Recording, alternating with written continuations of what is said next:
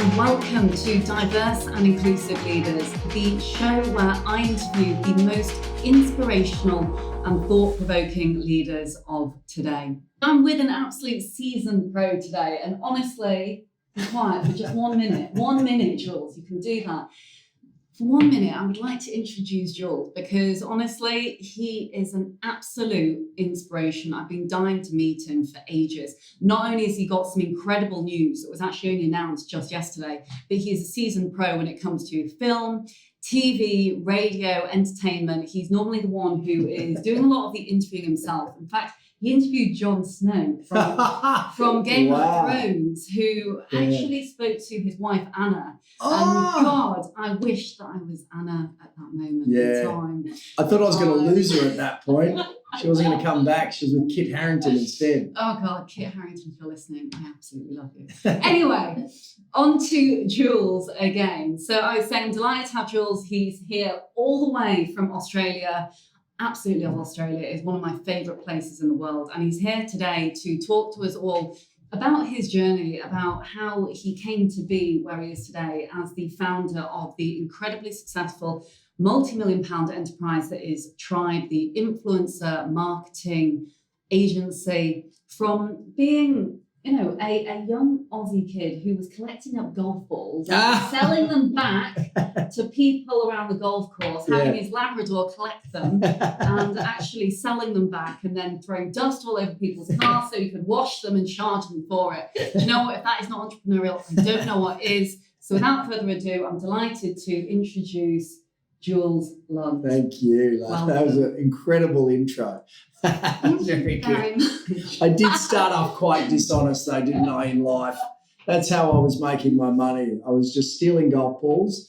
And shoplifting and setting things alight was my teenage years, but I found the right path. So talk to us, rewind the clock back and kind of think holistically back to the young Jules. You're in the golf course. How did you kind of have this bright spark of an idea, or was it a number of ideas? Was it parents that kind of influenced you along the way? What made you the man that you are today? Oh, God. I'm just an opportunist, to be honest. I just want more than I have. And so I usually see opportunities. I go, I want that. And literally I just put my head down, work hard and go after it.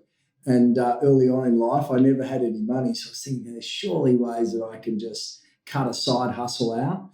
And sometimes that wasn't always that honest. As you said, you know, we had the car wash business out the front, you know, $3 a car, but there wasn't a lot of demand. So that's where I took Mum's vacuum cleaner bag and just used to shower the cars at midnight. So that they'd wake up and go, this car looks really dirty. And then we'd be there going, car wash, $3. So I'm doing the exact same thing right now with a category around influencer marketing. You know, you've got to build the category and then you've got to sell to it. Yeah, seriously though, I know that we kind of poke fun at the fact that you were chucking dust over cars and making cash for it. But actually, that really takes some steel. And I read up actually about a couple of your interviews, and someone had said that you had the biggest balls in marketing. And I thought, you know what, I'm going to have to ask Jules about that, because it takes some serious gravitas and confidence to get up there and start a business. So arrogance. Arrogance or stupidity. Confidence. Yeah, okay, confidence. Yes. No, look, you only got one life. And honestly, I've always believed that there's not really a lot holding me back from having the life that I can design. And so I'm not scared of failing. Well, I'm scared of failing, but I actually, you know, as I always say, I'm comfortable with being uncomfortable. And so for some reason, I'm just a sucker for that tension that you get when you're a bit scared and stressed. And so when I'm really relaxed, I sort of look for that sense of adrenaline. It makes me feel alive. And so whenever I'm a bit comfortable, I just go, what's a big, scary, ambitious goal? And I usually align those goals with whatever is interesting me at the time. So, early on in life, I love photography. I love drawing. So sort of, my first goal was to land the best graphic design course in Australia. And then my ambition was to work in TV. And so I said, what's the best job that I could find in TV, which was a travel show where I travelled around the world for 10 years and also hosted the red carpet for our TV awards. And then in radio, the top spot was already owned by friends of mine, actually, who are the best radio duo in the country, and they were leaving. And so I said, well, I'll just take that slot and follow them, which was pretty brave in a sense that I was a lamb to slaughter because it's a pretty hard act to follow. And then once I did that, there was another opportunity, even another peak, another summit. And so I said, I'm going to aim for that as well. And then when I sort of achieved that, I was like, what's the next big scary thing? And I believed that it would be around building a network of talented people to be able to generate marketing quality content. And that's what brings me to Tribe today, where I sit amongst a team of 75 talented people that are building a community of 60,000 odd. Fantastic. And I'm dying to ask and to share with all of our listeners the big news that happened just yesterday. Yeah, well, we've raised money over the years. We've been founded about 4 years ago, and I think we've raised probably, I would say, around £12 million. And what we announced yesterday was one of those investors is the most influential marketer on the planet, Keith Weed, who's the former CMO of Unilever, which is the second biggest advertiser on the planet. Unilever has, probably 100 odd brands like Magnum and Hellmann's mayonnaise, everything through to, partnership with Lipton and so on, just so many brands around the globe. So he's invested. And what's really amazing about that is that, I'm not a marketer, but 4 years ago I had a hunch and thought I got to build something for marketers. So not only does it feel good to know that we have built something that marketers love, but the greatest marketer of all wants to put his own money in it. And so that's cool. It's just a great feeling of awesome, we guessed and we're on the right track. And even if no matter what happens from here, that's something that'll always be a career highlight to go, right, we've tried to produce something for a specific customer type and we had to build it before it existed because, when building technology, you've got to be years ahead.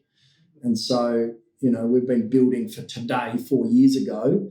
And he says today, you were right, because right now we need that, which you've been working on. So that's cool.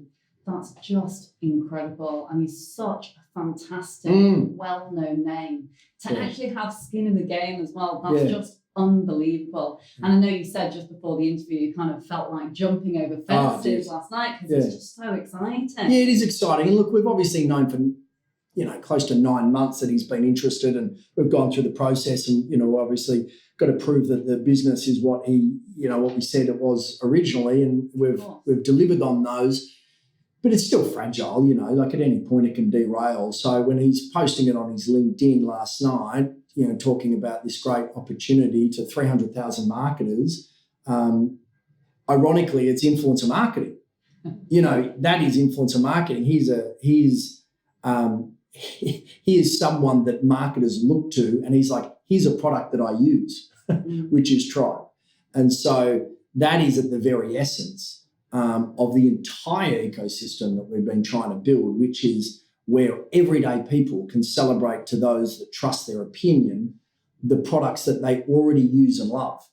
And that's pretty special. Fantastic. And clearly this is a huge high for both you and for every one of the 75 individuals in the business. But talk to me a little bit more about some of the other key career highlights and potentially even lowlights, because, there must have been some challenges along this kind of emotional roller coaster that is the life of Jules. I haven't had any nervous breakdowns yet, so I want to hear about yours because Thank you for saying that. You dropped that you've had a couple, and I want to I'm fascinated by saying maybe I have had some. I just haven't pressed the button yet. The panic button. Yeah, the panic button. So lowlights. Lowlights. So no matter how easily I achieve my goals, I'm always overly stressed, right? So my whole life has been a low light in a sense that I'm stressed and never really having the confidence or the presence of mind to really enjoy things, right? So that's not a healthy state to be in. But, I think about myself in year 8, right, at 13 years of age, stressed out about science projects because took me so much longer to get A+. I had to wag sport so I could work on a science poster, for 8 hours because I was so meticulous. I'd get the A+, but it would just cost me a lot more. And I've always been that way. I've always believed that you look after the little things and big things happen, but to actually look after the little things when I'm such a micromanager is exhausting. So, over the course, I've had wins in terms of moments that have, like I've worked on TV shows that haven't rated. I've been fired from radio shows because they haven't rated, but none of that has bothered me because I don't want to be sitting around doing something that's not working either. So I move on pretty quick from that stuff, and I certainly don't begrudge anyone for going, this isn't working. I'm thankful. Mm-hmm. But I suppose a low light last year was pretty stressful, raising this money that we're in the process of spending. We've just launched in Manhattan, a New York office that is designed to launch us into the States. But in raising that money last year and being away from my family so much and traveling all over the globe, and having to deliver to really big expectations of our current investors and also to really wow potential investors, I got pretty stressed and, I turned pretty toxic. And it was actually, my own company that said, culturally, you're pretty toxic right now. Like you gotta have a look at your anxiety, your micromanagement, your stress levels, etc. So that was a low light because, my CEO sat me down in a park in New York and said, you're not in a good place. And I felt humiliated and ashamed, but I also knew that, anyone that I trust like him who's got the confidence to have such an uncomfortable conversation with me, I'm very thankful for their courage there. And so, I had to really take that seriously and make some massive changes in my life that have led me to a more balanced and healthy mental state this year. Mm-hmm. It's interesting and it's really heartwarming to see that you're so open and transparent about that, because I think it's not easy, but I think for business owners and for those that are in the spotlight all the time talking about the business, you're having to tell this kind of good news story. I think what was really nice about you and some of the things that you said in the media was that actually doing the fundraising part wasn't necessarily your strong point or not something that you really enjoy, because you're naturally, you're full of energy, you're full of beans, you exude this kind of confidence and energy, which is fantastic, but you're very creative and that is where your strengths are. So having that kind of, almost that holistic approach where that I'm good at this and actually I'm getting burnt out on that and I'm willing to take and heed advice from others around me, I think is a mark of a good leader, frankly. Thank you. I certainly didn't feel like a good leader last year, but I do a lot of leadership courses and, I try to understand what that is. And, as they say, the mark of a good leader is how many other leaders they develop. And I feel like I fail on that often. And then the other one is, a good leader is someone who lights a fire within people, not under them. And I probably lead with fear, like I'm a throw a rocket under someone at times. So finding that balance is tough, but it's a long journey. And as long as I'm upfront and honest and people tell me when I'm doing it wrong, then I can get better and evolve.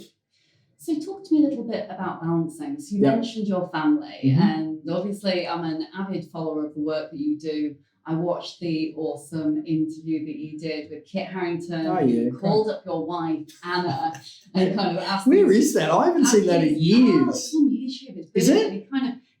He calls up and he's like, "Hi, Anna, who's your favourite character in Game of Thrones?" And she's like, "It's Tyrion." No.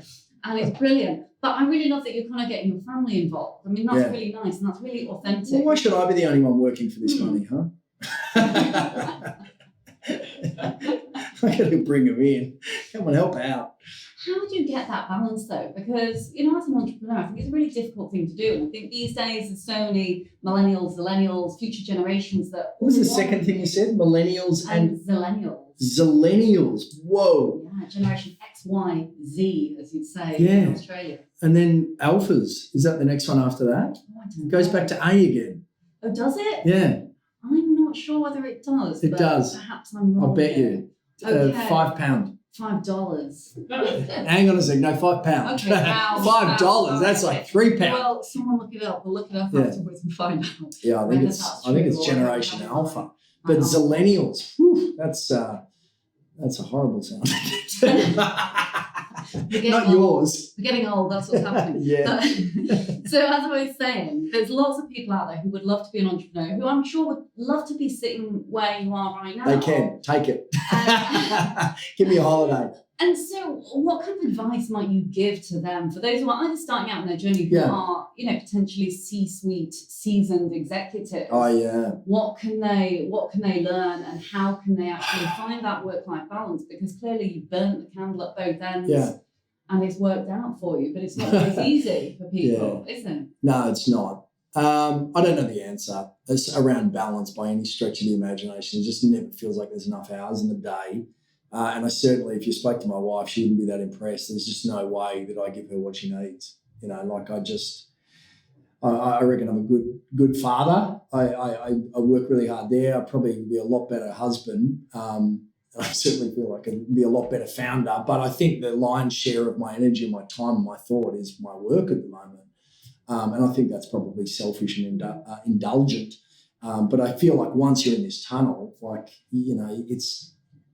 it's really all or nothing. And, lucky I've got a family who's understanding of that despite, the sacrifices. So in terms of the C-suite of those people that are going, right, I'm going to go out on my own and become an entrepreneur.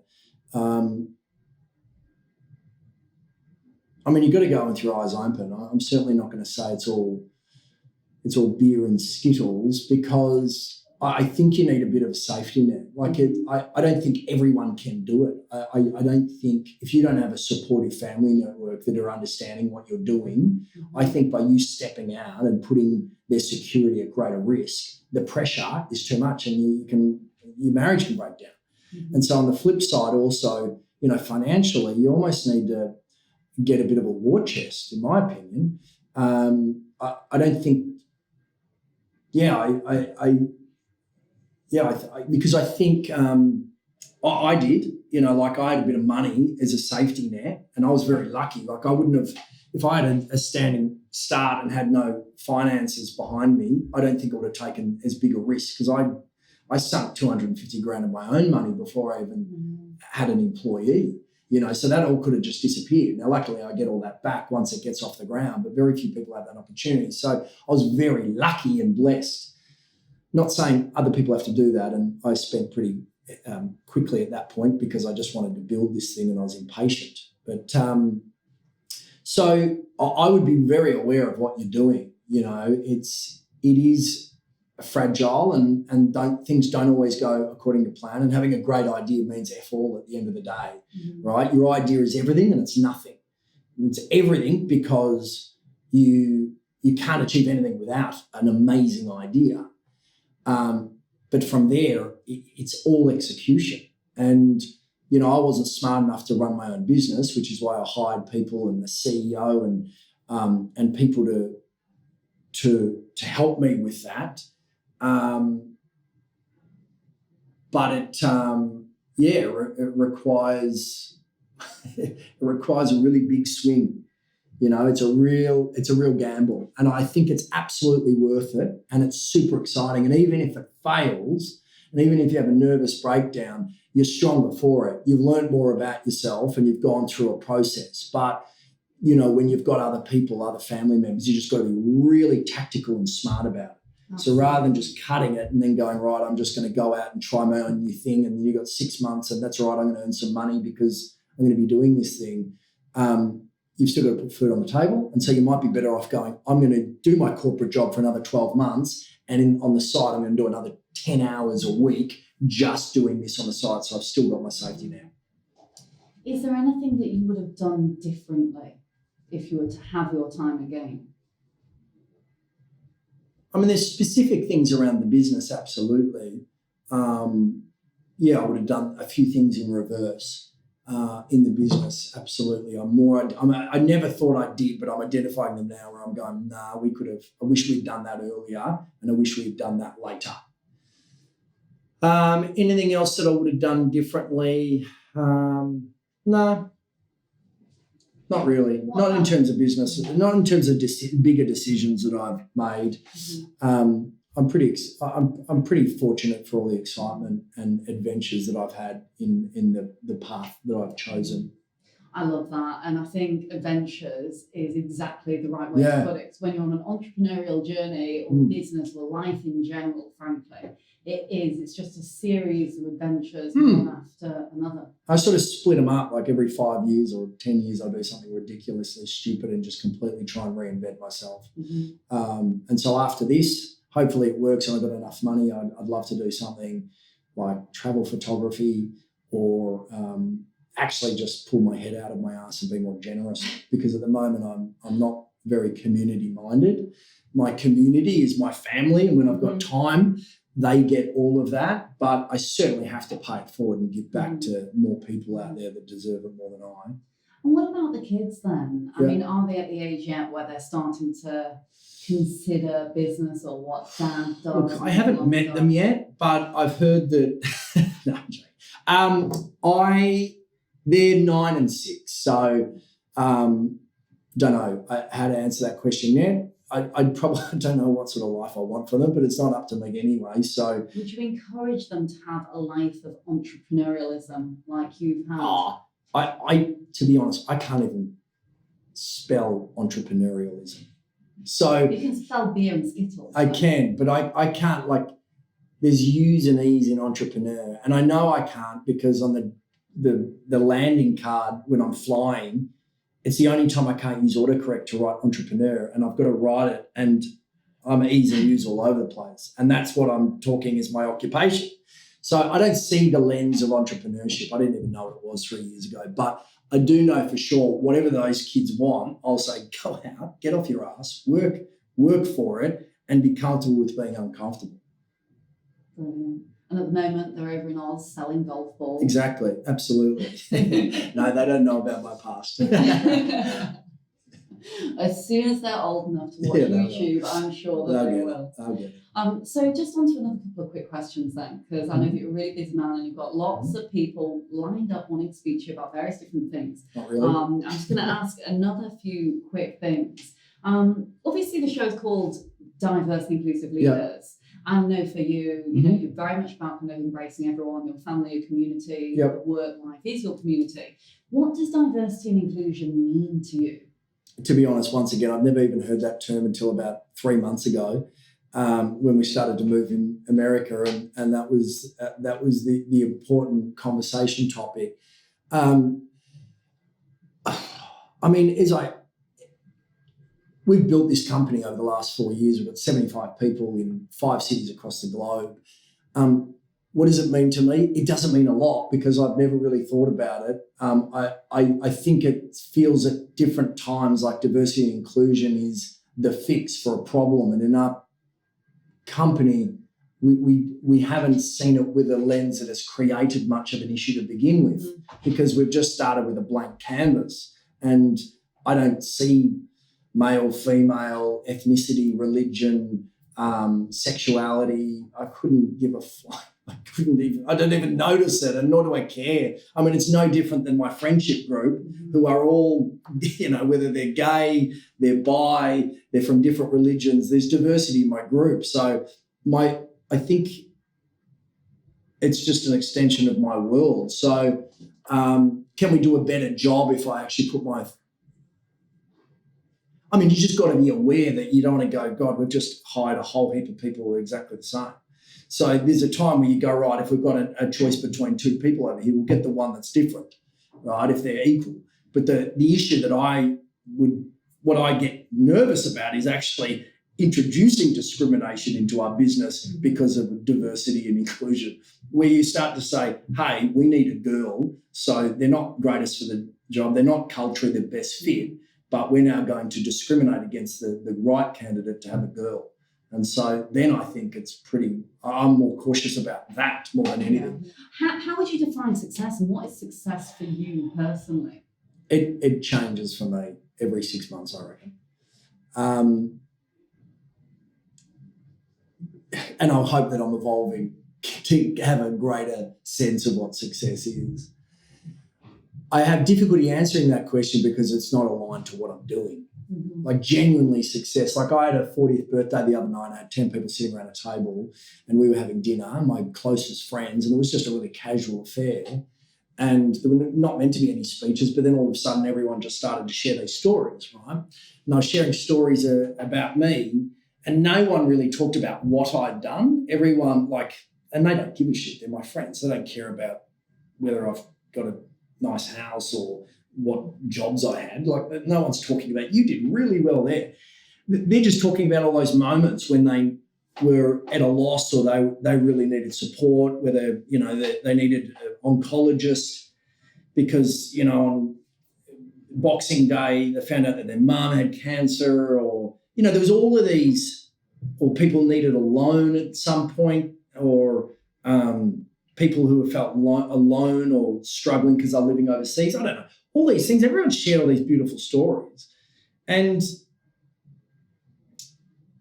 it was, I can't remember half of them. Do you know what I mean? Like I can't, I don't know. I go, oh yeah, that's great. And that was the meaningful, that was the success. That, at the end of the day, that's what is the point of it all. And none of that shit did I make any effort.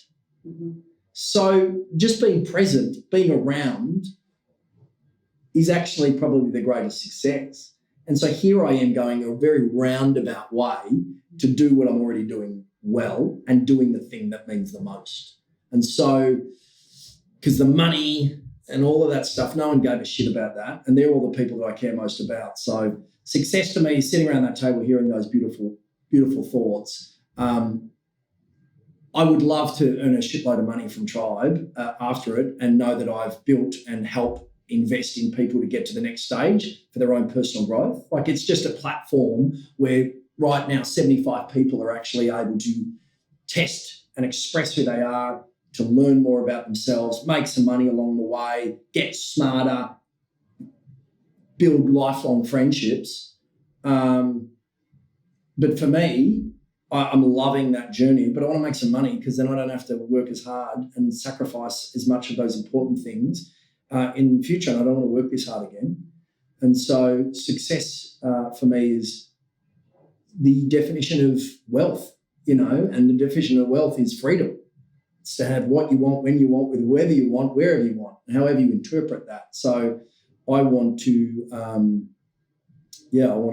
then the funniest thing is the greatest value of all that is time, right? And yet the amount of time I'm wasting away from the people I love most is a dichotomy that I still do not know how to reconcile. That's such a beautiful answer. Honestly, it really is, and so well articulated. Successes sitting around the table and ultimately having that wealth, not in the monetary sense. Yeah. But I mean, I paid for dinner, so probably I need a bit of money. Okay, so final question then, and it's not who's your favourite superhero, because I already know who that is. Jon Snow. No, it's Captain America. Oh yeah, Captain America. Captain America is what you said. Yeah. But who has been your biggest inspiration throughout your life? And it could be someone within business, it could be a family member, it could be anyone. Who's been your biggest inspiration? My best mate, Sammy Cav. Sammy Cav? Yeah, his name's Sam. I got tears in my eyes just thinking about and answering this question. I'm a bit tired. he inspires me to be a better person in every capacity, whether that's health, as a friend, in work, spiritually, mental health. He's just such a enlightened human, and he's well ahead of me in understanding the values of life. And when I spend time with him, and he doesn't push it on me, he's not my coach, but just watching how he lives his life with gentle, you should try this, is just it in its simplest form. It inspires me to be better each time. So I'm running the New York Marathon with him this year. I would never be doing that unless he inspired me. And so, he would be my biggest inspiration. Thank you so much. I can feel that he means if I cried, I would have killed you. I didn't break tears. I'm safe. Ultimately, I would like to prove that you can do a good thing. You can still make there's no question there. And in fact, it's never been a better time to do that. And just because you are doing good doesn't mean you can't be commercial out of it. I reckon, I think that's such a beautiful, I think that's going to change the world. When people go, like you look at the people that are presidents and prime ministers, the reason they're idiots is because they don't get paid enough. But then you've got amazing CEOs. No, you get amazing CEOs. Those amazing CEOs could change the world if they were leaders of our political parties, because they're smart people, but they're not going to do that But as soon as you go, I would be paying those guys more and the head of the banks less. Imagine the world would be a better place because of that very reason. We should all be, I think that's fantastic. Good chat. Thank you so much for being here today. And you've almost got me welling up in tears now. So I'm gonna cut this and say thank you so much. I want to thank all of our listeners for tuning in today. You've been listening to the unbelievably inspiring and very, very frank and funny Jules Lund, all the way from Australia. You've been listening to Diverse and Inclusive Leaders, the podcast show available on all of your favourite podcasts apps, Apple, Stitcher, etc., and also now on YouTube. You can check out www.dialglobal.org and you can get in touch with us via LinkedIn or any of these social media platforms. Thank you so much again. No worries, really thank you. Appreciate it, and see you again next week. Thank you so much for watching the Diverse and Inclusive Leaders podcast. Please do feel free to hit the like button below, or if you'd like to receive future notifications, do ping the notification bell here at the side. If you're interested in the audio version only, you can find it on the following streaming platforms. Any extra info and descriptions will be in the links below. Look forward to seeing you soon.